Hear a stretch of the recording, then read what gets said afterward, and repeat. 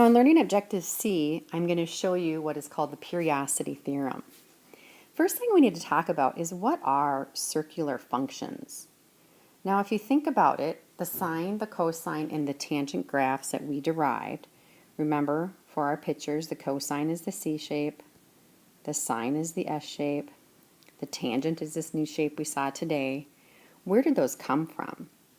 Well, we went around the unit circle and we got the values from it. So the sine, cosine, or tangent are actually called circular functions because they come from a circle.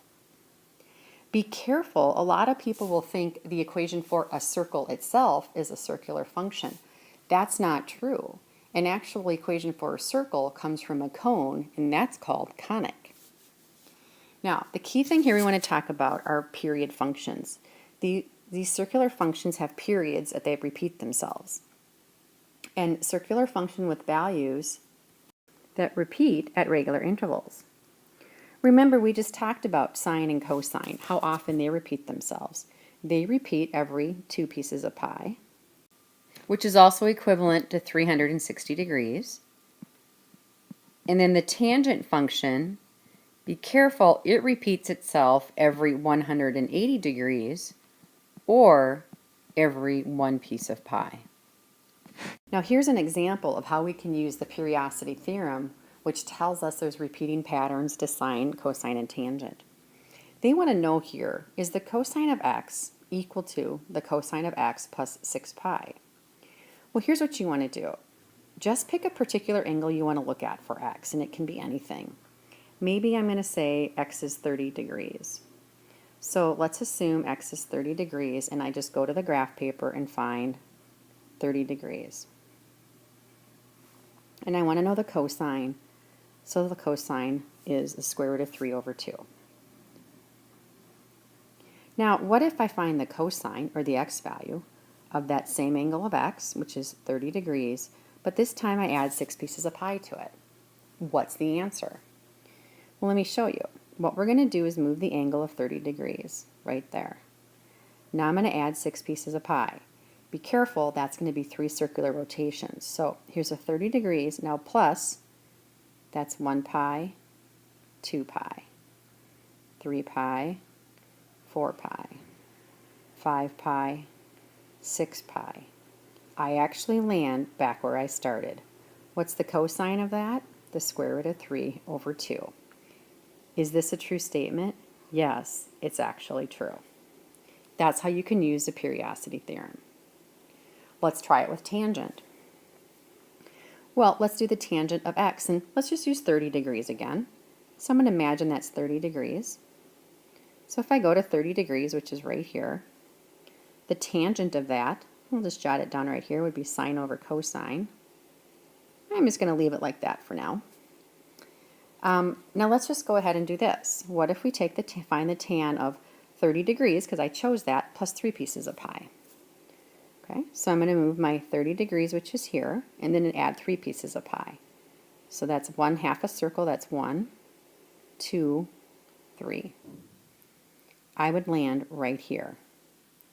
The tangent at this point is sine negative 1/2 over negative the square root of 3 over 2.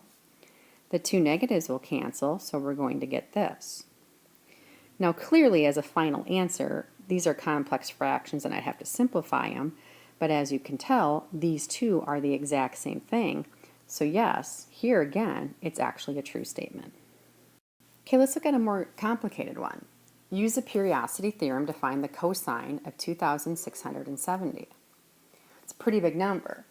Easiest way to do this is to figure out how many times we go around the circle. So I'm going to do 2,670 divided by 360.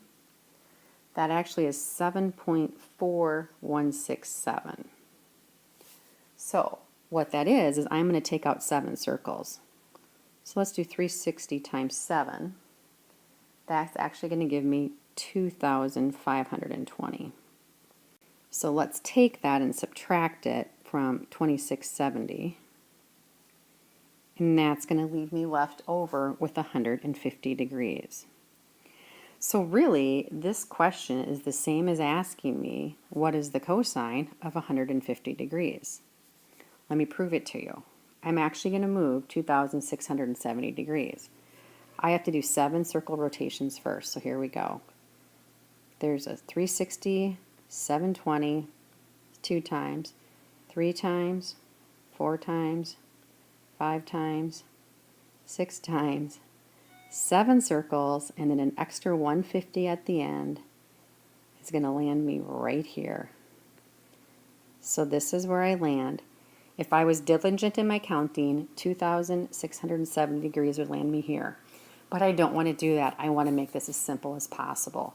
So again, the key is I pulled out as many circles as I could. I was able to pull out 7 complete circles, which was 2,520 degrees. If you take that from our original total, we're really saying move 150. Now answer the question, what's the cosine? The answer here is negative square root of 3 over 2. The homework is also going to ask you how many periods are in this actual number here, and that's when you would answer 7. Let's look at one more. What if I had asked you to find the tangent of 2,670? And I also asked how many periods there are. So for this one, be careful. What you'd have to do is take the 2,670. One period rotation or one repeating pattern of tangent is 180 degrees. So if you divide 180 into that, what you're going to get is 14.83. So for that one, when they say how many periods are there for the tangent function, there's 14 periods. So then all you have to do is take 14 times 180. 14 times 180 is 2,520. So when you take 2,520 and you subtract it out of the 2,670, the real question ends up being, what is the tangent of 150? Now we've already found where 150 lands, which is right here. Remember, tangent is sine over cosine. So what you need to do is take the values, do the sine, which is 1/2, divided by the cosine, which is negative square root of 3 over 2. Remember to simplify this. We're going to have to multiply by the reciprocal on the bottom, and then do the same thing on the top. When you do that, what ends up canceling out is you're going to see that this whole bottom cancels out, the 2's cancel out. So what we're actually ultimately left with is going to be 1 over the negative square root of 3. Now we can't have a square root of 3 or a radical on the bottom, so what you do to get rid of that is you multiply by the radical. If you do it to the bottom, you have to do it to the top. This will then simplify to a negative square root of 3 on the top. On the bottom here, the square root of 3 times the square root of 3 becomes the square root of 9, and the square root of 9 is the number 3. So the tangent of 2,670 is negative square root of 3 over 3.